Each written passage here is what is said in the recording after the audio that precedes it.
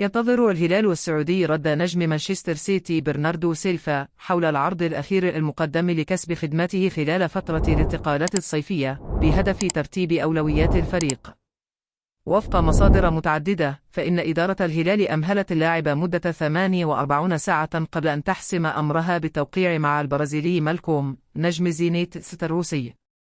ووضعت المفاوض الهلالي بحسب المصادر لاعب برشلونة السابق كخيار بديل حال فشل التعاقد مع برناردو سيلفا.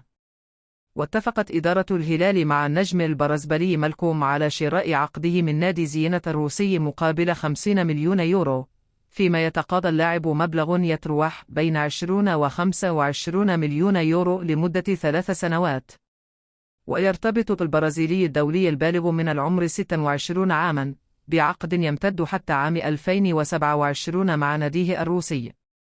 كان مالكوم قد انتقل من بوردو الفرنسي إلى برشلونة في صيف 2018 مقابل 40 مليون يورو، ورحل بعد موسم واحد إلى زينيت.